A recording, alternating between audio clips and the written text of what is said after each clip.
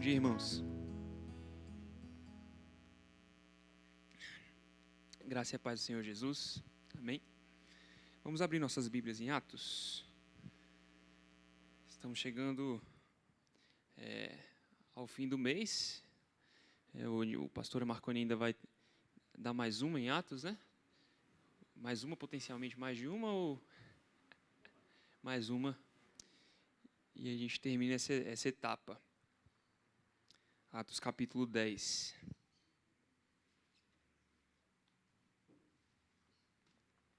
Então, para quem não pegou as outras aulas da Escola Bíblica agora de janeiro, a gente começou ali em Atos 1, a gente está fazendo uma pequena série em Atos, né, agora pela Escola Bíblica Dominical, estamos aprendendo com a igreja primitiva, com os apóstolos, com os atos do Espírito Santo através dos apóstolos. Vamos continuar aprendendo essa manhã. Atos capítulo 10, a gente vai falar do capítulo inteiro. Eu vou ler com os irmãos só o começo e aí o resto a gente vai lendo junto conforme a aula for passando, tá bom?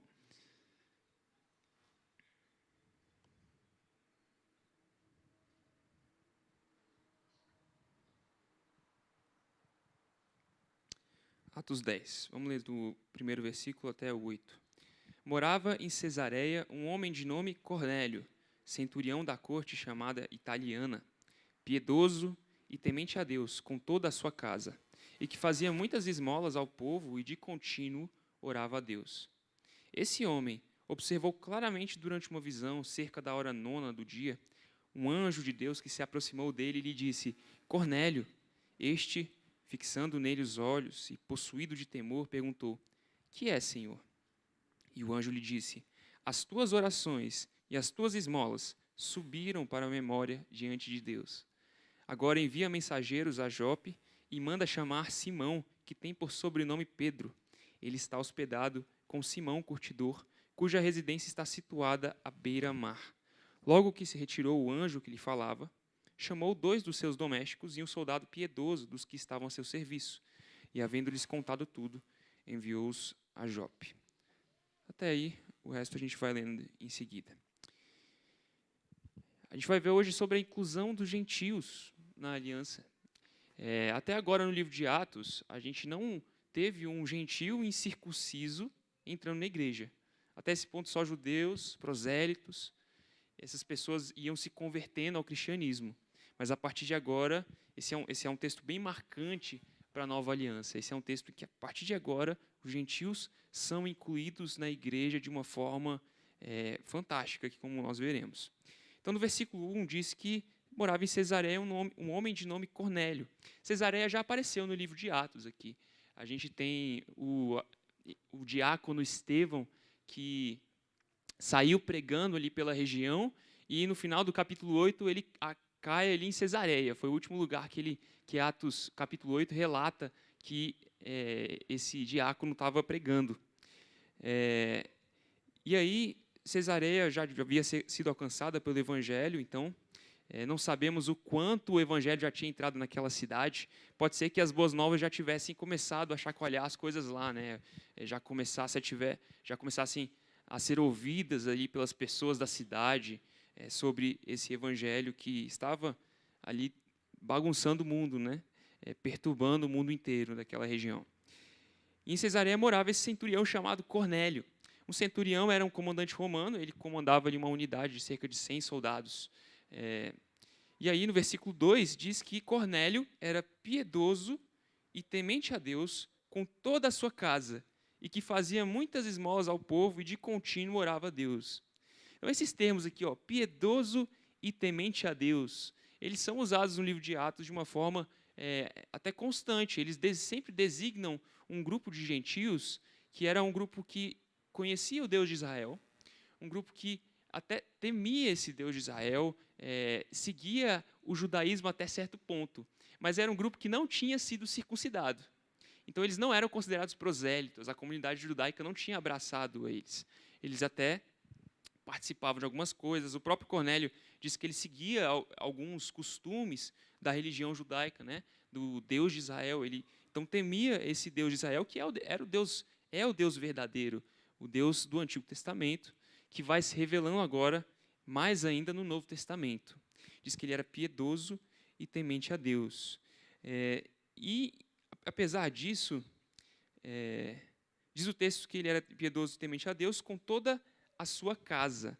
Então, a casa de Cornélio, e naquela época tinha essa relação das pessoas com suas casas, os líderes das casas com suas casas. A casa era formada não só pela família propriamente dita, como hoje em dia, os pais, os filhos, mas também os escravos estavam ali naquela casa, e todo mundo seguia a religião do líder da casa. Era assim, a gente às vezes tem um pouco de dificuldade de entender esse tipo de contexto, porque a gente está numa sociedade muito individualista, mas as coisas lá eram mais representativas ali.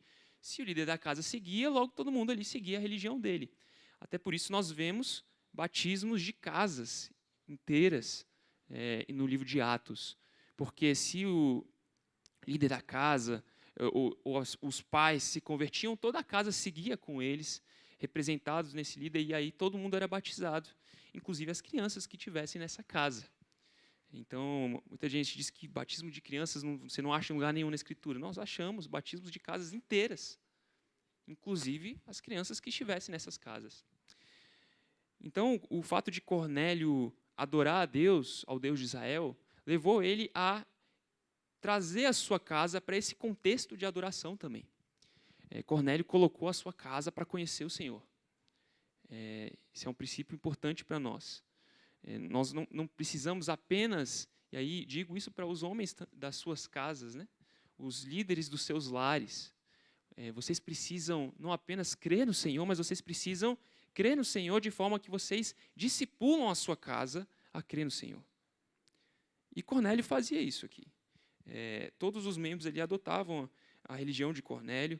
Cornélio também dava esmolas ao povo, então ele era bom, tinha boas obras ali na primeira tábua ali dos 10 mandamentos, na relação dele com Deus, tinha orações ao Senhor e tudo mais, mas também na relação com o próximo.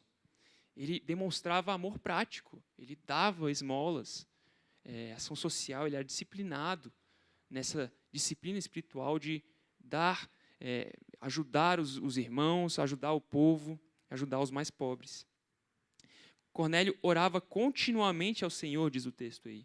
E aí orava continuamente ao Senhor significa apenas que ele seguia os horários fixos dos judeus na época de orarem ao Senhor. Os judeus tinham 3 horários fixos: oração da manhã, oração do meio-dia, oração da tarde.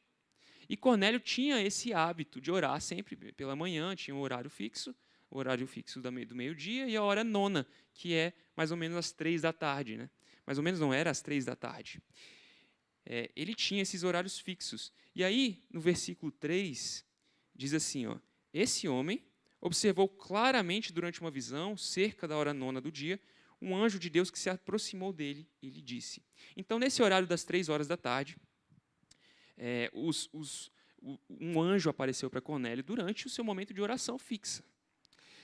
Os próprios apóstolos eles seguiam essa rotina, o próprio Jesus seguia essa rotina de ter horários fixos de oração durante o seu dia. Jesus tinha ali o hábito, como um judeu da sua época, Jesus era judeu, então ele orava pela manhã, ele orava na hora do almoço, orava à tarde, sempre, todo dia. Isso é uma coisa fixa. E a gente pode imaginar, muita gente imagina, que você ter rituais fixos no seu dia, você ter liturgias fixas, tira um pouco da espontaneidade da fé, tira um pouco da sinceridade da sua fé. Não, tem que ser espontâneo, né? Durante o dia, eu penso em Deus e aí eu me coloco em oração diante dele, louvo e depois volto para o meu dia. Mas, irmãos, o fato de termos horários e disciplinas fixas, de devocionais nos nossos dias, não em nada retira a nossa sinceridade, a nossa espontaneidade da fé. Inclusive, Deus fala conosco nesses momentos. O próprio Jesus tinha esse hábito, então nós não podemos acusar Jesus de ter uma fé fria. Você tem uma fé fria porque você é cheio de regrinhas, né? Obviamente, nós não podemos ser legalistas com isso, mas nós precisamos seguir o exemplo dos apóstolos, o exemplo de Jesus, o exemplo de Cornélio, e precisamos definir nossos horários de devocionais. Você precisa dizer assim para si mesmo, fazer um compromisso com si mesmo e falar: tal horário, tal dia, por tanto tempo, tantos capítulos, eu vou fazer assim. Você precisa ter esse momento de definição. Se você não tiver esse momento de definição, você deixar tudo para o espontâneo, é muito mais provável que você não faça. Então, é muito melhor que você defina isso, como Cornélio também definia, como o próprio Jesus fazia. E aí foi no horário marcado de oração de Cornélio que o Senhor escolheu revelar algo para ele. Veja que o Senhor escolheu esse momento de devocional, um horário fixo que ele tinha, e nesse momento o Senhor veio falar com ele através do anjo. E aí o anjo de Deus se aproxima e disse assim, no versículo 4, Cornélio, este fixando nele os olhos e possuído de temor, perguntou, o que é, Senhor? E o anjo lhe disse, as tuas orações e as tuas esmolas subiram para a memória diante de Deus. Então, possuído de temor, Cornélio olha para o anjo, que é uma reação completamente natural quando algo sobrenatural acontece, né? Um anjo de Deus, isso é atípico, né? Não é uma coisa que acontecia todos os dias, quando Cornélio se colocava em oração, vinha um anjo de Deus, falava com ele. E a gente, às vezes, gostaria, né, que todos os nossos momentos de oração, a gente orasse e imediatamente Deus enviasse um anjo e respondesse. Mas a verdade é que não é assim que funciona a nossa vida ordinária de oração. Esse aqui é um momento atípico de toda a história da redenção, certo? De toda a história das Escrituras, esse aqui é um momento especial. Momento e Deus escolheu Cornélio para esse momento. E aí vem esse anjo, durante esse momento de oração que ele tinha, um momento de devocional, Deus escolhe esse momento, Deus nos responde às nossas orações, Deus ele fala conosco nos nossos momentos de devocionais, só que nesse momento aqui era especial. E Deus mandou um anjo para falar com Cornélio. E aí, o texto diz também que as obras de Cornélio subiram para a memória diante de Deus. Então, o autor está dizendo simplesmente que Deus prestou atenção especial ali nas obras de Cornélio. O Senhor não se esqueceria das orações e das esmolas que esse homem fazia. Havia sinceridade nas obras dele. Jesus reprovou muitas obras de esmola nos tempos dele, porque não eram sinceras. Jesus reprovou judeus que oravam em horários fixos de uma forma falsa. Jesus reprovou essas coisas, mas não era o caso de Cornélio. Ele era sincero no que ele fazia. E aí eram orações feitas com fé. A gente tem aqui alguém que realmente acreditava, temia o Deus de Israel. Nós estamos num momento muito atípico, esse é um momento de transição da aliança. Então, algumas pessoas têm dificuldade de entender essa fé de Cornélio, esse momento. Tem uma discussão, né? E aí, Cornélio já tinha sido regenerado, já não tinha? Irmãos, eu fico um pouco em cima do muro. Assim, a obra de Deus da regeneração é uma obra secreta, a gente não vê acontecendo, sabe? A gente não sabe a hora que Deus nos regenerou na nossa história. O fato é que o Espírito já trabalhava na vida dele, no mínimo preparando o coração dele para a chegada do Evangelho. Ele, de fato, não conhecia Jesus ainda, ele adorava apenas o Deus de Israel, o Deus verdadeiro. E aí o anjo continua dizendo para ele, no versículo 5, agora, envia mensageiros a Jope e manda chamar Simão, que tem por sobrenome Pedro. Ele está hospedado com Simão, curtidor, cuja residência está situada à beira do mar. Então, olha só, o anjo vem para ele, desce dos céus. E aí, por que será que o anjo não falou para ele, já que as obras de Cornélio eram tão boas assim, o anjo podia ter falado para Cornélio, suas obras são muito boas. Então, você está de parabéns, continue fazendo isso que você será salvo. Não foi isso que o anjo disse para Cornélio. O anjo não falou assim, não, continue com as suas boas obras, se você inclusive melhorar as suas boas obras, você vai chegar aos céus. Não, não. As boas obras de Cornélio não eram suficientes. Embora Cornélio fosse considerado justo entre os homens, e aquela justiça geral que nós temos de forma mais horizontal aqui entre nós reconhecemos pessoas e falamos, nossa, uma pessoa justa. Diante de Deus, nenhum de nós pode ser verdadeiramente justo. E aí, o anjo fala para Cornélio que era necessário, então, que viesse uma revelação adicional aqui. As obras, então, não eram suficientes para salvá-lo. Deus havia escolhido Cornélio para que o evangelho chegasse até Cornélio. O nome de Jesus ia ser pregado a Cornélio. E olha que engraçado, por que será que o anjo não resolveu tudo ali mesmo?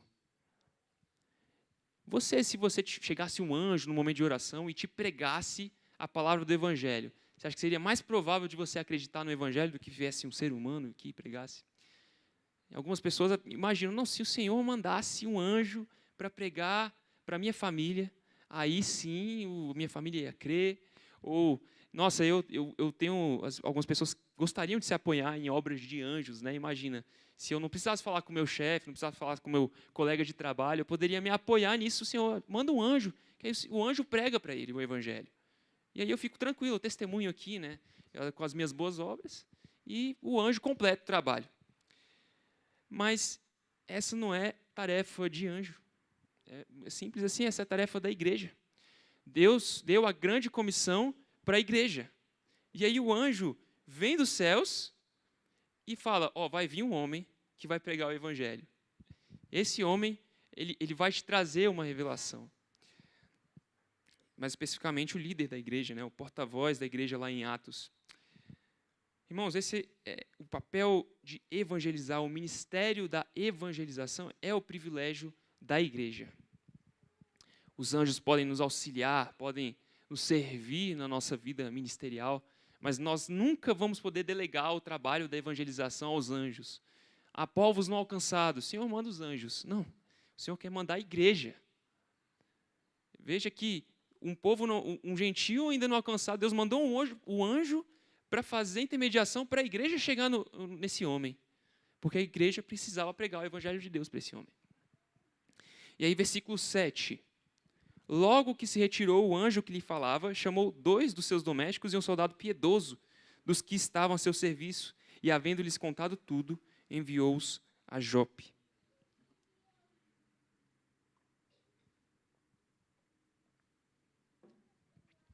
Então, Cornélio entendeu a urgência do que estava acontecendo ali. Logo que o anjo desapareceu, Cornélio, imediatamente, ele manda esses homens, pessoas em que ele confiava, pessoas da mesma fé que ele, que compartilhavam das suas crenças, e ele enviou para Jope. E eu queria tratar um pouco do assunto, especialmente da revelação trazida por um anjo do céu, porque muita gente lê esse texto aqui e gostaria muito, né, que Deus se revelasse dessa forma, de forma ordinária. E aí, meu irmão, eu queria que você prestasse bem atenção no que o anjo de Deus está fazendo aqui. Ele está só preparando para a chegada da palavra de Deus.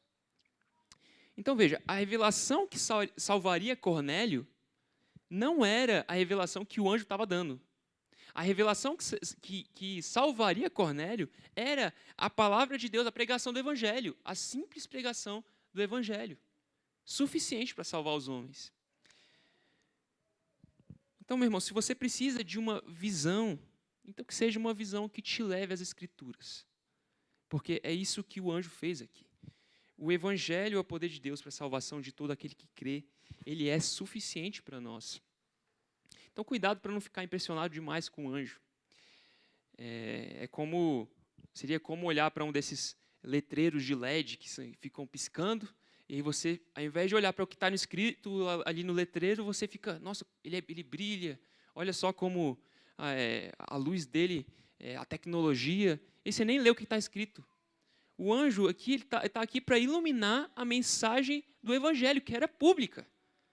Ninguém precisava de revelação especial, porque o Jesus Cristo veio publicamente, morreu por todos, e aí os apóstolos estavam publicamente pregando a palavra de Deus, que é o que a gente faz hoje em dia também. O que o anjo fez aqui foi apontar para a mensagem do Evangelho. Ele foi ali como o João Batista foi para Jesus. Ele preparou o caminho para a pregação da palavra. Será que você precisa de um anjo do céu só para te dizer, para você valorizar a palavra do Evangelho? Vai precisar descer um anjo e falar assim, olha, valorize a pregação do Evangelho, a pregação da palavra de Deus. Eu não vou para a igreja hoje, lá só vai ter a pregação do Evangelho. O que tem de mais em ir para a igreja hoje? Se descesse um anjo aqui, talvez todo domingo viesse alguém, né? Mas aqui vai ter aquilo para o qual o anjo apontava, aquilo que é muito mais importante, aquilo que é muito mais suficiente, muito mais poderoso. É a mensagem do Evangelho, que é o papel da igreja pregar todos os domingos. Nós temos que pregar a Cristo. Cristo é o poder de Deus. A gente só precisa da suficiente escritura, meus irmãos. E aí no versículo 9, o Espírito primeiro escolhe Cornélio, e agora, em segundo lugar, o Espírito escolhe Pedro. Olha lá no versículo 9. Então, no dia seguinte, esse texto eu não li com vocês ainda, então vamos lendo junto. Versículo 9. No dia seguinte, indo eles de caminho, estando já perto da cidade, subiu Pedro ao eirado por volta da hora sexta, a fim de orar. Então, enquanto os homens viajavam, Lucas nos leva a Pedro, ele corta a cena, né? E a hora sexta correspondia ali ao meio-dia, justamente a oração do meio-dia que eu estava comentando antes, que os apóstolos faziam sempre. E ele subiu ao terraço da casa, a parte ali superior, provavelmente procurando só privacidade para poder ter o seu momento a sós com Deus, da mesma forma como Cornélio, o gentio, tinha feito agora. Cornélio havia orado a Deus. E da mesma forma, nesse momento de oração, de devocional, o Senhor se revela também de forma extraordinária a Pedro. E aí no versículo 10, estando com fome, Pedro, né, estando com fome, quis comer. Mas enquanto lhe preparava uma comida, sobreveio-lhe um êxtase. Então era meio-dia, era a hora do almoço, né? O cara estava com fome. Pedro não estava pensando assim, a procura de uma revelação dos céus. Ele estava fazendo um momento devocional dele. Ele só queria comer. E aí é esse o momento que Deus escolhe. Deus escolhe Pedro para se revelar nesse tempo de oração. E aí versículo 11. Então, viu o céu aberto e descendo um objeto como se fosse um grande lençol, o qual era baixado à terra pelas quatro pontas, contendo toda sorte de quadrúpedes, répteis da terra e aves do sol. Então, vinha do céu aberto, o céu se abriu. Eu não sei como é que você imagina o céu se abrindo, né? Porque eu estava tentando imaginar, fiquei com dificuldade. Será que eram as nuvens, né? Eu não sei, será que era outra dimensão entrando ali e abrindo os céus? Eu não sei como é que foi essa visão. Mas o céu se abriu e aí o lençol desceu do céu. Significando justamente que essa visão vinha da onde Deus morava, né? Nós até hoje temos essa relação, Deus está no céu. Então a visão vinha do céu e ela descia, o lençol descia, significando que era Deus quem estava mostrando aquilo vinha do próprio Senhor. E esse lençol estava cheio de animais, e aí tudo misturado, né? Limpos e não limpos, impuros. E aí no versículo 13, vem a voz que fala assim, né? E ouvisse uma voz que se dirigia a ele, versículo 13. Levanta-te, Pedro, mata e come. Mas Pedro replicou, de modo nenhum, Senhor, porque jamais comi coisa alguma comum e imunda. Irmãos, Pedro estava com fome, acabou de falar isso. Às vezes ele estava até de jejum, porque eles tinham esse costume de estar de jejum até essa hora. E ele estava com fome nesse momento. E se você tivesse com fome, Deus te mandasse ali animais, dissesse, mata e come, você provavelmente mataria e comeria. É a palavra de Deus descendo para você e ainda está satisfazendo uma vontade ali do momento. Eu quero comer, estou com fome.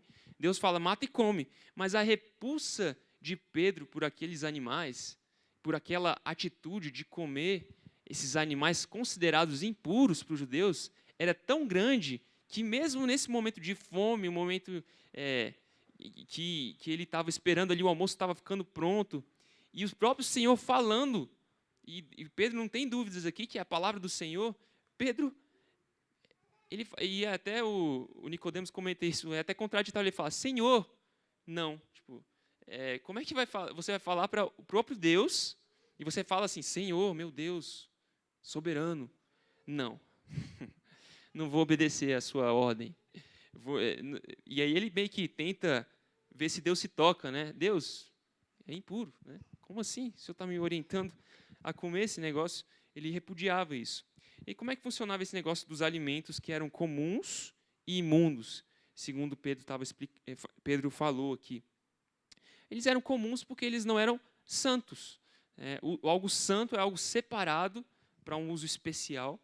E o Senhor santificou a mesa do seu povo. os momentos de alimentação do povo de Deus eram todos santificados. Na antiga aliança, tinha o momento de comer, a comida que era comida naquele momento, era uma comida especial. Deus havia separado o momento de refeição dos israelitas para ser um momento diferente do momento dos gentios. Os gentios comiam qualquer coisa. Os judeus não, eles comiam coisas específicas, certo? Eles não comiam qualquer animal, não eram animais comuns. O povo de Deus era um povo santo, e até o que o povo de Deus comia tinha que ser santo. O que ensinava que todos os nossos momentos são santos. Ainda, meus irmãos, todos os nossos momentos, inclusive os nossos momentos de refeição, são momentos separados pelo Senhor, santos, consagrados. Agora a gente não precisa mais desse recurso pedagógico da antiga aliança, porque esse recurso pedagógico apontava para a realidade maior de que nós precisamos ser um povo santo, consagrado ao Senhor.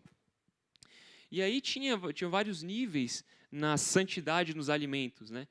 O primeiro, muita gente aponta que os alimentos, até o fato de eles comerem alimentos específicos traziam mais saúde para esse povo, o que pode estar incluso muito bem aqui, mas o grau cerimonial dessa santidade, de ser separado, e o cerimonial sempre ensinava algo moral, era mais importante. Então, as comidas que eram cerimonialmente puras, separadas para serem alimentadas, e as comidas que eram cerimonialmente impuras para serem comidas pelo povo de Deus, ensinavam algo moral para esse povo. O fato que ensinava, é o que eu comentei agora, que o povo de Deus era um povo separado do ponto de vista moral também, né? Consagrado ao Senhor. Tudo que nós fazemos é para a glória de Deus. Quer comais, quer bebais. O que nós comemos ainda é algo consagrado ao Senhor. E não só o que nós comemos, mas todas as nossas vidas. Nossos momentos de culto tem que ser um culto limpo, em que não é um culto hipócrita. E tudo isso está envolvido, né, no simbolismo desses animais serem impuros na antiga aliança, na antiga administração da aliança. E aí, segue, meus irmãos, se vocês tiverem algumas dúvidas, podem levantar as mãos. Eu sei que tem alguns assuntos que podem ser novos para alguns. Mas aí no versículo 15, depois que descem os alimentos impuros, imundos, Deus fala para ele comer e Pedro recusa. Aí, segunda vez, a voz lhe falou: ao que Deus purificou, não consideres comum. Sucedeu isso por 3 vezes e logo aquele objeto foi recolhido ao céu. Então, essa etapa de comidas impuras, ela havia encerrado. Onde que havia encerrado? Em Jesus. Jesus, ao morrer na cruz, ele havia cumprido tudo aquilo para o qual todas as leis cerimoniais do Antigo Testamento apontavam, inclusive a lei das comidas. Jesus já tinha cumprido isso. Essas coisas eram sombras, como eu falei, era um recurso que o Senhor usava para ensinar para o seu povo coisas mais importantes, coisas maiores, coisas mais profundas. E o próprio Senhor Jesus, quando ele veio, ele cumpriu tudo isso. Se os sacrifícios apontavam para a morte de Cristo, agora a morte de Cristo tinha chegado, não precisava mais de sacrifícios. E aí o povo de Deus nessa época estava tentando entender essa transição. Imagina, Pedro, desde sua infância, ele não comia esse tipo de comida, ele tinha essa repulsa. Ele, desde sua infância, via animais sendo sacrificados. Os judeus, eles tinham isso muito dentro deles, muitos anos se passaram com esse tipo de tradição, com esse tipo de lei sendo aplicada, mas agora tinha chegado o momento em que tudo isso acabava e era um novo momento, uma nova administração da aliança de Deus, e Deus é soberano sobre sua aliança. Se ele falar, agora vai funcionar de forma diferente, então o Senhor da aliança falou, então agora é diferente. Só que foi necessário Deus falar 3 vezes a mesma coisa para Pedro, né? Pedro estava muito enraigado, e aí depois de 3 vezes, o próprio Senhor tendo dito para Pedro, se eu digo que é puro, então é puro. Aí o lençol se recolheu. E aí no versículo 17, Diz assim: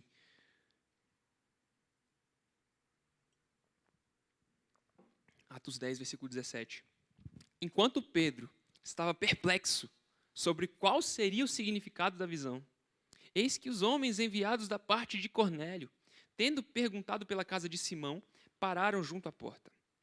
E chamando, indagavam se estava ali hospedado Simão, por sobrenome Pedro. Enquanto meditava Pedro acerca da visão, disse-lhe o Espírito: estão aí 2 homens que te procuram. Então o impacto da visão era muito grande sobre Pedro. Pedro perplexo ali, tentando entender o que o Senhor tinha falado para ele. Como assim? Tudo que nós fizemos por tantos anos, agora vai se encerrar. Como é que simplesmente Deus vai mudar as coisas assim? Né?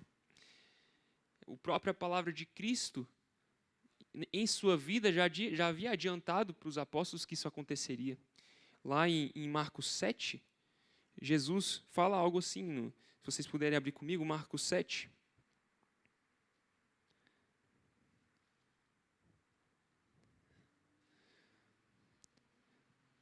Em Marcos 7, acontece uma discussão ali entre Jesus e os anciãos, porque os anciãos tinham várias tradições. E aqui, as tradições dos anciãos ainda incrementavam as leis do Antigo Testamento. Eles botavam leis em cima das leis. E aí tinha a tradição entre eles, que é uma tradição, inclusive, que eu recomendo que você siga, que era de lavar as mãos ali antes de comer os alimentos. Né? Mas eles tinham essa tradição como uma coisa de: se você não fizesse isso, você estaria impuro cerimonialmente. Eles estavam incluindo uma coisa nova. E aí Jesus fala para eles, condena eles de colocarem as suas tradições de uma forma que anule as tradições que Deus havia imposto. Deus havia, de fato, imposto a lei cerimonial e tudo, mas eles estavam adicionando coisa. E aí Jesus convoca a multidão. Então ele tem esse momento de que ele fala com os anciãos questionaram ele, e aí Jesus dá uma pausa nos anciãos e convoca todo mundo, e fala: gente, todo mundo vem cá, versículo 14, convocando ele de novo à multidão, Jesus diz: ouvi-me todos e entendei, nada há fora do homem que entrando nele o possa contaminar, mas o que sai do homem é o que o contamina. Se alguém tem ouvidos para ouvir, ouça. E aí quando ele entrou na casa, os discípulos não entenderam direito. Olha só, o Pedro demorou para entender esse conceito. Até agora lá não tinha entendido. Aí no versículo 17, quando entrou na casa, deixando a multidão, os seus discípulos o interrogaram acerca da parábola. Então lhes disse: assim vós também não entendeis? Não compreendeis que tudo o que de fora entra no homem não o pode contaminar, porque não lhe entra no coração, mas no ventre, e sai para lugar escuso. E assim considerou ele puros todos os alimentos. E dizia: o que sai do homem, isso é o que o contamina. Porque de dentro, o coração dos homens é que procedem os maus desígnios, a prostituição, os furtos, os homicídios, os adultérios, a avareza, as malícias, o dolo, a lascívia, a inveja, a blasfêmia, a soberba, a loucura. Ora, todos esses males vêm de dentro e contaminam o homem. Então veja que Cristo está explicando justamente o conceito que a lei cerimonial ensinava. E está falando: olha só, presta atenção naquilo no princípio moral que está aqui. Não se distraia só com as questões cerimoniais. E o próprio Jesus já adianta que agora isso é que importava. E Jesus já adianta, e o autor já adianta, que declarou Jesus todos os alimentos puros naquele momento. E isso seria, de fato, terminado com a sua morte na cruz, e a nova aliança seria inaugurada, e aí, de fato, era o momento de realmente acabar com todas as fronteiras das leis cerimoniais. Quando o Espírito Santo viesse, é o Espírito Santo que determina esse começo. Começou a nova aliança. Né? Jesus está naquele momento de transição. E aí mas é confuso essa questão sempre confunde os comentaristas também. O que é que estava aqui na antiga aliança, o que já estava na nova? Porque esse momento de transição é um momento que está tudo se sobrepondo, né? As eras estão se sobrepondo ali. E aí voltamos para Atos 10. A lei cerimonial tinha acabado. Pedro ainda estava tentando entender o que Jesus já tinha adiantado para ele que ia acontecer lá quando vivia aqui na terra com ele, no seu ministério terreno, ensinando os discípulos. Jesus já tinha adiantado isso para ele. Mas mesmo assim, Pedro ainda estava tentando entender essa questão. E aí ele, perplexo, porque o impacto da visão era grande, aí chegam esses homens, o Espírito diz para ele, vai com esses homens. O Espírito diz assim no versículo 20, levanta-te, pois, desce e vai com eles, nada duvidando, porque eu os enviei. Então o Espírito de Deus, o Espírito Santo, que é o verdadeiro protagonista desse livro aqui, ele tranquiliza o coração de Pedro e fala, Pedro, vai, calma, né, vai com eles, você vai entender, você vai compreender, porque se Pedro achava que só a revelação de que os alimentos já não eram mais impuros era grande, então Pedro ia se surpreender ainda, porque a novidade ainda não tinha acabado. Mas o Espírito Santo falou, fica tranquilo, né? Vai com eles, você vai entender. E aí, versículo 21. E descendo Pedro para junto dos homens, disse, aqui me tendes, sou eu a quem buscais?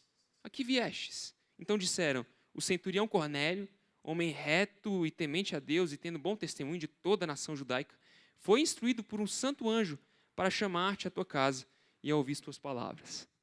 Então, Pedro estava começando a entender tudo aquilo que estava acontecendo, a visão dele. Aí ele agora sabia que alguém tinha tido uma visão lá também. Então o Espírito Santo estava orquestrando uma coisa que estava para acontecer. E Pedro parece que começou a entender a questão da visão, porque ele convida esses homens para entrar. Olha o versículo 23. Pedro, pois, convidando-os a entrar, hospedou-os. No dia seguinte, levantou-se e partiu com eles. Também alguns irmãos dos que habitavam em Jope foram em sua companhia. Então, a princípio, Pedro não podia nem ter feito isso. Então, parece que Pedro já estava começando a entender, a se tocar o significado dessa visão. Ele chama esses homens para entrar na sua casa e depois vai com eles para Cesareia. Ele já começava a cruzar as primeiras barreiras aí entre gentios e judeus. E aí eles vão para Cesareia. E aí agora, a última parte desse estudo, o Espírito escolhe Cornélio, agora o Espírito escolhe Pedro, mas tudo porque agora o Espírito escolhia os gentios. O Espírito trazia e incluiria os gentios, nós. Né? Esse texto aqui é importantíssimo para a gente. Né? Nós estávamos entrando na aliança, Deus, o Espírito Santo estava nos escolhendo. E ele é soberano sobre tudo que está acontecendo aqui. Ele escolheu Cornélio, escolheu Pedro, ele colocou as peças para se movimentarem. E aí vamos lá, versículo 24. No dia imediato, entrou em Cesareia. Cornélio estava esperando por ele, tendo reunido seus parentes e amigos íntimos. Então Cornélio estava empolgado, ele sabia que uma coisa muito grande ia acontecer, chamou a família inteira, reuniu e colocou todo mundo sentado lá esperando que vai vir um homem de Deus, que vai nos falar, um tal de Simão, né? Como o anjo fala. E aí, versículo 25. Aconteceu que, indo Pedro a entrar, lhe saiu Cornélio ao encontro e, prostrando-se-lhe aos pés, o adorou. Mas Pedro o levantou, dizendo, ergue-te, que eu também sou homem. Cornélio, embora tivesse já alguma fé no Deus de Israel, ainda era um homem claramente novo ali na fé, porque ele ainda tinha arraigada nele superstição pagã, de que o homem que havia sido enviado era como uma espécie de super-humano, uma espécie de semideus ali, que já havia chegado, e ele se prostra e adora. Mas, irmãos, olha só o que o apóstolo Pedro faz, isso é significativo, ele levanta esse homem e fala, não faça isso comigo. Tem gente que diz que Jesus nunca falou que ele era Deus, né? Quantas vezes alguém se prostrou aos pés de Jesus e Jesus falou assim, não, se levanta, é impróprio, não me adore. Jesus fez isso alguma vez? Não. Jesus recebeu toda a adoração. Inclusive falou, é próprio que vocês façam isso. Prostrem-se aos meus pés. Mas com Pedro não. Pedro levanta esse homem e fala, não, nós somos iguais. Nós somos homens iguais em valor, iguais em dignidade ali. Olha a igualdade entre judeus e gentios entrando na cabeça de Pedro. E aí, versículo 27, falando com ele, entrou, encontrando muitos reunidos ali, a quem se dirigiu, dizendo, vós bem sabeis que é proibido a um judeu ajuntar-se ou mesmo aproximar-se a alguém de outra raça. Mas Deus me demonstrou que a nenhum homem considerasse comum ou imundo. Por isso, uma vez chamado, vim sem vacilar. Pergunto, pois, por que razão me mandaste chamar? Então, Pedro agora tinha entendido o significado da visão. não eram só alimentos. Tem toda a relevância dos alimentos, mas o fato é que os gentios eram homens impuros que comiam alimentos impuros o tempo todo. Um judeu não podia ter um momento ali de almoço com o gentio, porque a comida não era feita da forma correta para os judeus. Então, era um momento limitado mesmo. Os judeus tinham momentos de alimentação realmente santificados pelo Senhor, separados. Agora, aqui tem um pouco de novo, os judeus incluindo coisa em cima da coisa, sabe? Porque, olha só, ele fala, é proibido ajuntar-se ou mesmo se aproximar alguém de outra raça. Não tem isso no Antigo Testamento. Você não vai encontrar, não toque em gentios, né? E aí os judeus deixaram que o fato de Deus os santificar entrasse neles e os deixasse arrogantes. Que é isso que muita gente, às vezes, o pessoal entra na igreja e tem irmãos que começam a se achar, não, eu estou na igreja porque eu sou uma pessoa especial, né? Afinal, Deus me escolheu porque eu fiz alguma coisa diante dele, ou qualquer coisa do tipo. Meu irmão, nós reformados dizemos, não tem nada disso. Você não está aqui por nada que você tenha feito, não tem nada que Deus tenha olhado para você e visto em você que tenha motivado o Senhor a escolher você. Você não tem mérito absolutamente nenhum, Deus escolhe porque Ele quer e Ele quis ter graça com você. E, meu irmão, não tem nada aqui de especial em nenhum de nós. Nós precisamos ter a humildade que o povo, a antiga igreja não teve. Nossos irmãos do passado lá se deixaram levar ali, nós somos o povo eleito. Somos o povo eleito significa que nós somos o povo que Deus escolheu e nós não merecíamos absolutamente nada e foi só pela graça. A eleição tem que nos deixar humildes mesmo.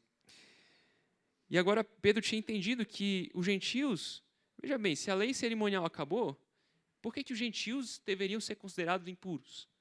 Se os gentios eram impuros antes, é porque eles comiam alimentos impuros, porque eles tinham atitudes cerimoniais que os deixavam impuros. Agora não tinha mais isso. Cerimonialmente, os judeus eram tão limpos quanto os judeus. O negócio igualou ali. E Pedro entendeu isso. Mas ele ainda pergunta, por que razão vocês me chamaram? Então, Pedro, imagina, entrou na casa, que ele não conhecia ninguém, não sabia direito o que estava acontecendo, e tinha um monte de gente reunida olhando para ele, né? Aí ele olhou, mas o que é para eu fazer aqui mesmo? E aí, em Atos 10, versículo 30, respondeu-lhe Cornélio, faz hoje 4 dias que por volta dessa hora estava eu observando em minha casa a hora nona de oração. E eis que se apresentou diante de mim um varão de vestes resplandecentes e disse, Cornélio, a tua oração foi ouvida, as tuas esmolas lembradas na presença de Deus. Ele contou a visão que a gente já leu para Pedro. Manda, pois, alguém a Jope a chamar a Simão, por sobrenome Pedro. Acha-se este hospedado em casa de Simão, curtidor, à beira-mar. Portanto, sem demora, eu mandei te chamar, e fizeste bem em vir. Agora, pois, estamos todos aqui na presença de Deus, pronto para ouvir tudo o que te foi ordenado da parte do Senhor. E é curioso, porque o anjo não falou, na visão de Pedro, não chegou uma mensagem para ele, assim, você vai para um lugar lá e você vai falar isso, isso, isso e aquilo. Então, Pedro teve que entender ali que, se tinha uma mensagem para os gentios, era a mensagem que eles estavam pregando por toda a Judéia, por toda a Samaria, e até agora estavam pregando, estavam chacoalhando o mundo. Que outra mensagem que ele tinha para eles? Pedro entendeu naturalmente que aquele era o momento de pregar o evangelho. E Pedro parece que até ele mesmo, perplexo com o que estava acontecendo ainda, ele fala, reconheço por verdade que Deus não faz acepção de pessoas. Olha a conclusão que ele tira. Pelo contrário, em qualquer nação, aquele que o teme e faz o que é justo lhe é aceitável. E aí Pedro fala, prega o evangelho. Essa é a palavra que Deus enviou aos filhos de Israel, anunciando-lhes o evangelho da paz por meio de Jesus Cristo.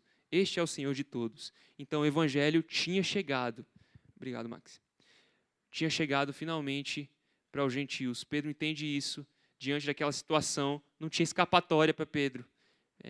Talvez ele não tivesse ainda achando tão bom ainda essa coisa de, nossa, eu vou ter que aceitar esses homens que eu considerava impuros, que eu tinha preconceito, que eu desprezava, agora eu vou ter que aceitá-lo, vou ter que pregar a mesma mensagem que eu preguei para os filhos de Israel. A mesma coisa, o evangelho da paz, Senhor Jesus Cristo, o Messias esperado pela nação de Israel. Os gentios não esperavam Messias nenhum. E agora eles vão ganhar o Messias de Israel. E aí Pedro fala para ele, para Cornélio, vós conheceis a palavra, versículo 37, vós conheceis a palavra que se divulgou por toda a Judeia, tendo começado desde a Galileia, depois do batismo que João pregou. Como Deus ungiu a Jesus de Nazaré com o Espírito Santo e com poder. Quando é que Deus fez isso? Que ungiu o Senhor Jesus com o Espírito Santo? No seu batismo. No batismo de Cristo, o Espírito Santo desce sobre Jesus e o unge com poder e capacita. Jesus vai ao deserto, é provado, assim como Israel havia sido provado no deserto, assim como Adão havia sido provado em Gênesis, mas Jesus é vitorioso, diferente de Israel, diferente de Adão. Jesus é vitorioso porque havia sido ungido com a capacitação do Espírito Santo. E aí Jesus andou por toda parte, fazendo o bem e curando a todos os oprimidos do diabo, porque Deus era com ele. Versículo 38, né? Então, muita gente se pergunta também, por que tinha tanto demônio se manifestando no ministério de Jesus, né? Porque hoje em dia, nós não vemos tantos demônios por aí. Você não anda na rua e um demônio sai gritando, né? O fato é que Jesus era Deus na terra. Jesus era o Deus encarnado, andando ali. Os demônios eles não se continham, eles entravam ali em loucura. Eles, ai meu Deus, o que vai acontecer? Gritavam diante do Santo de Deus. E aí tinha o reino das trevas estava ali desesperado. Jesus chegou e acho que tinha acabado o tempo das trevas. Os demônios não tinham mais a quem oprimir, estavam todos expulsos. Jesus ia expulsando. E Jesus expulsava assim, né? Sai. E o demônio saiu gritando, correndo. Um demônio falou, Jesus, me deixa ir para os porcos lá. Mas não tinha outra, porque Jesus, Deus na terra, Filho de Deus, havia inaugurado o reino de Deus na terra. E agora não tinha mais espaço para o reino das trevas. Jesus curou todos os oprimidos do diabo. E aí, versículo 39, e nós somos testemunhas de tudo o que ele fez na terra dos judeus e em Jerusalém, ao qual também tiraram a vida, pendurando no madeiro. Então Jesus fez tudo isso, os apóstolos são testemunhas, os apóstolos testemunhavam essa verdade, de que Jesus havia vivido perfeitamente, poderosamente, feito sinais, milagres, e aí, mesmo assim, Jerusalém, os próprios judeus crucificaram Jesus, tiraram a vida dele, pendurando-o no madeiro. A este, versículo 40, Deus ressuscitou no terceiro dia e concedeu que fosse manifesto, não a todo o povo, mas às testemunhas que foram anteriormente escolhidas por Deus, isto é, a nós que comemos e bebemos com ele, depois que ressurgiu dentre os mortos. Os apóstolos têm uma posição especial, uma posição de autoridade sobre a igreja, porque eles são as testemunhas da ressurreição. Eles são aqueles que andaram com Jesus, que obtiveram sua instrução durante todo o ministério terreno. E aí Paulo fala, eu sou a testemunha, nós os apóstolos fomos eleitos por Cristo, escolhidos por Cristo como testemunhas, líderes da igreja. Não é à toa que o anjo mandou chamar Pedro para esse acontecimento. O líder e porta-voz da igreja em Atos. E aí ele continua, e nos mandou pregar ao povo e testificar que ele é quem foi constituído por Deus, juiz de vivos e de mortos. Dele todos os profetas dão testemunho de que por meio do seu nome, todo aquele que nele crê recebe a remissão de pecados. Tem uma coisa diferente nessa pregação de Pedro aqui para as outras no livro de Atos. Nas outras pregações de Pedro toda hora faz referência ao Antigo Testamento. Toda hora ele cita um profeta e interpreta o profeta mostrando que Jesus era o cumprimento do Antigo Testamento, o cumprimento dos profetas. Vê que o Pedro agora ele está adaptando ali a mensagem. Ele percebe que não era necessário para os gentios pregar toda hora fazendo essa referência. O gentio não conhecia da mesma forma como o judeu conhecia o Antigo Testamento. Então, naturalmente, tem menos referências aqui aos profetas. Ele só fala, dele todos os profetas profetizavam, né? E aí o Cornélio vai entender isso. depois, quando ele tiver tempo de ler as santas, sagradas escrituras no Antigo Testamento, né? E aí está o resumo do Evangelho. Jesus havia impactado, de fato, o mundo inteiro. Cornélio provavelmente já tinha ouvido falar desse negócio, como ele falava, como você ouviu, né? De fato, a mensagem do Evangelho tinha impactado toda aquela terra. E agora, ela chegava especialmente para Cornélio, né? Agora era para ele. E aí o milagre acontece. Versículo 44. Ainda Pedro falava essas coisas, quando caiu o Espírito Santo sobre todos os que ouviam a palavra. E os fiéis que eram da circuncisão, que vieram com Pedro, admiraram-se, porque também sobre os gentios foi derramado o dom do Espírito Santo, pois os ouviam falando em línguas e engrandecendo a Deus. Então perguntou Pedro, e até aí por enquanto. Irmãos, o Pentecostes, certo? O momento de inauguração da nova aliança ali. O Espírito desce e faz os apóstolos falarem em línguas, aquele momento maravilhoso. A mesma coisa, da mesma forma. Inclusive os termos aqui são usados de uma forma semelhante. O Espírito foi derramado, o dom do Espírito Santo. Da mesma forma acontece com os gentios. Deus deixa absolutamente inquestionável que os gentios estavam entrando. Os judeus que estavam com Pedro, que não haviam visto a visão de Pedro, eles vendo isso já era suficiente. Olha, a conclusão que eles tomam é imediatamente que, não, então, também sobre eles não são circuncisos, mas também sobre eles caiu o Espírito Santo. Então, o Pentecostes agora não é que ele se repetia, mas é que ele continuava, mas de uma forma especial para esse grupo de pessoas. O Pentecostes é um momento, irmãos, que ele não é um momento que é possível você repetir ele na sua história, certo? O Pentecostes é uma coisa que aconteceu na história da redenção. Jesus veio ao mundo, Jesus viveu perfeitamente, Jesus morreu pelos nossos pecados. Jesus vai vir de novo ao mundo, vai morrer pelos nossos pecados? Ele veio uma vez, isso é suficiente. Jesus ressuscitou e foi assunto aos céus e está à direita de Deus Pai. Como é que nós sabemos que Deus está à direita de Deus Pai? Porque ele falou que quando ele chegasse lá, ele ia enviar o Espírito Santo, o Consolador. E quando Jesus está à direita de Deus Pai e ele envia o Espírito Santo aos homens, o que está acontecendo ali é a confirmação, é a coroação de Cristo, Rei de toda a terra, porque agora o Espírito Santo era derramado sobre os homens e se inaugurava uma nova era. Não tem por que o Espírito Santo inaugurar uma nova era de novo. Isso não vai, o Espírito Santo não vai vir à terra a primeira vez de novo, entendeu? Esse era um momento especial aqui. E aí, esse momento de Pentecostes dos apóstolos, tem várias ilustrações que o pessoal usa para a gente tentar entender, mas eu gostei de uma que é como você imaginar que uma cidade que é abastecida por como é que é o nome do negócio de água? Uma caixa d'água, né, que abastece toda a cidade. E essa cidade ela tem várias casas em níveis diferentes, né? E existe um momento em que, depois que ela é instalada, que o registro é aberto e essa água começa a vir e jorrar para todas as casas. Só que, evidentemente, ela chega em momentos diferentes, para grupos diferentes.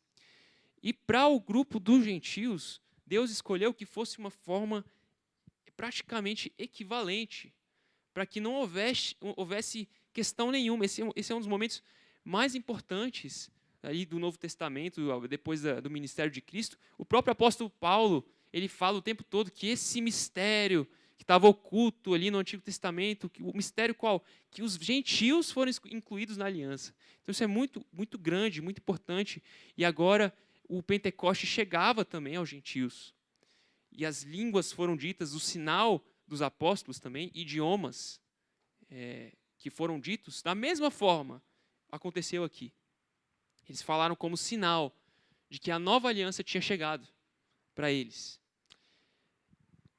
O livro de Atos, ele pode ser, uma das formas em que ele pode ser esboçado é a partir da geografia da coisa. Se você olhar ali em Atos, capítulo 1, no versículo 6 até 8, Jesus está dando as instruções, né? Jesus vai ser assunto aos céus, está dando as instruções para os discípulos, e ele fala vós recebereis poder ao descer sobre vós o Espírito Santo, que é o que aconteceu no Pentecostes, e sereis minhas testemunhas tanto em Jerusalém, como em toda a Judéia e Samaria e até os confins da terra. Então, no primeiro momento, desceu o Espírito Santo, como Jesus falou, revestiu os apóstolos de poder, e aí os apóstolos fizeram o quê? Ficaram pregando ali Jerusalém e Judéia. Quando é que os apóstolos saíram para pregar em Samaria? Na verdade, quem chegou lá não foi nem o apóstolo primeiro, né? Quando é que isso aconteceu? Perseguição. A igreja foi perseguida e aí a igreja teve que ir até Samaria. E a igreja pregou o evangelho em Samaria. E quando o evangelho chega em Samaria, acontece também um evento especial lá. Da mesma forma, o Espírito Santo desce sobre os samaritanos. E aí fala a palavra, não tem ali explícito que eles falaram em línguas naquele momento. Mas fala que foi visível a descida do Espírito Santo. Que Simão, o mágico que estava ali, viu o Espírito Santo e queria comprar, né, o poder do Espírito Santo. O Simão, o mágico, anteriormente. Mas o fato é que também para os samaritanos houve uma confirmação com uma continuação do Pentecostes para os samaritanos, confirmando que os samaritanos agora também estavam na nova aliança. Os samaritanos também eram odiados ali pelos judeus. Os samaritanos eram desprezados. Eles eram uma raça considerada mista ali entre judeus e gentios que se misturaram, não eram puros. Mas os samaritanos foram confirmados pelo Senhor, também sendo cheios do Espírito Santo. Está lá em Atos 8, para quem quiser conferir. E agora, depois de Samaria, né, então, Jerusalém, Judéia, Samaria e até os confins da terra. Então, chegou em Samaria, mas mesmo assim os apóstolos parece que ainda não tinham entendido, não tinham compreendido o quanto o evangelho era abrangente. Será que eles iam chegar até os confins da terra só pregando para judeus, né? Judeus dispersos por todo o mundo. E aqui Deus interviu e mostrou para eles claramente, olha só, confins da terra é todos os povos. Na grande comissão Jesus já tinha falado isso.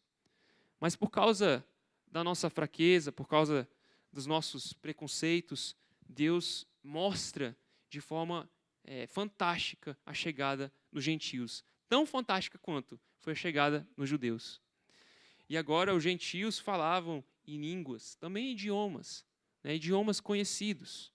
Da mesma forma, uma forma um tanto equivalente como aconteceu lá no primeiro Pentecostes. Que as pessoas chamam de Pentecostes, depois Pentecostes samaritano, Pentecostes gentil. Mas é a continuação do mesmo evento, como eu falei. Então, o Pentecostes não é uma coisa que tem como ser repetida hoje em dia. E as pessoas querem que isso seja repetido. Mas o Pentecostes, como eu falei, ele faz, inclusive, parte da obra de Cristo. A obra, teve um autor, eu comentei que os autores sugerem que o livro de Atos seja chamado Atos do Espírito Santo. Teve outro autor que ainda falou assim, podia ser Atos de Jesus através do Espírito Santo, através dos apóstolos. Porque quem batiza no Espírito Santo? Não sei se vocês lembram de João Batista, como é que foi que João Batista falou? Eu batizo com água, mas eu ouvi um murmúrio. Mas, virá aquele que vai batizar com o Espírito Santo. Quem batiza com o Espírito Santo? É o Senhor Jesus. É o Senhor Jesus quem envia o Espírito Santo. Esse é um evento da obra objetiva de Jesus na história. E aí nós entramos na obra de Jesus através da aplicação dessa história da redenção na nossa vida. Então uma coisa é a história da redenção, outra coisa é a aplicação da redenção na nossa vida. Nós bebemos do Espírito Santo que foi derramado no Pentecostes. Nós somos incluídos no Cristo que morreu. Mas Cristo não tem que morrer de novo, o Pentecostes não tem que ser repetido. Entenderam isso?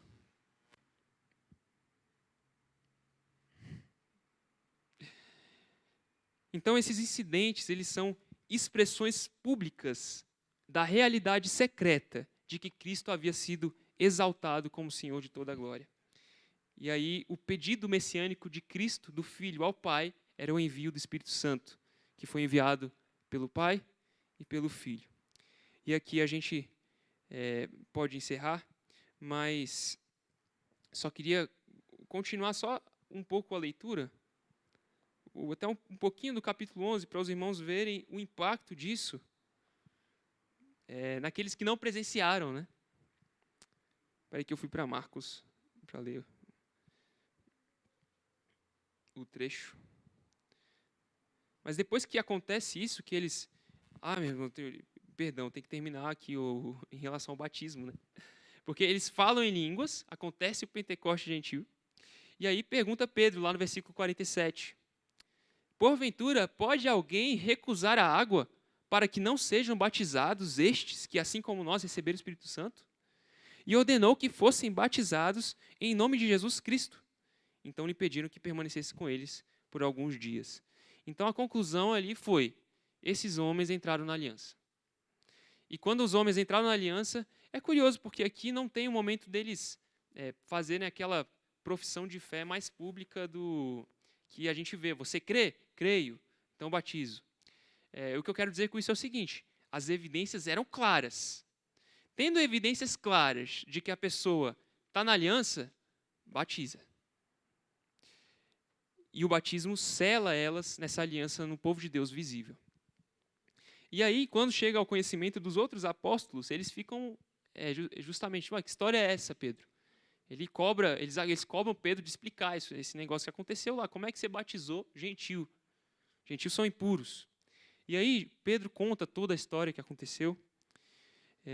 E aí, quando ele termina, ouvindo os irmãos judeus da circuncisão, eles falam assim, no versículo 18 do capítulo 11. Logo, também aos gentios foi por Deus concedido o arrependimento para a vida. E isso termina a questão. Os gentios entraram. Eles ainda iam debater sobre, meu Deus, circuncisa esse povo, não circuncisa esse povo. O fato é que não tinha que circuncidar ninguém, isso fica claro a seguir no livro de Atos, mas nós não vamos entrar nisso hoje, vou parar por aqui, tá bom? Alguma dúvida, irmãos? Os irmãos querem perguntar alguma coisa para a gente encerrar?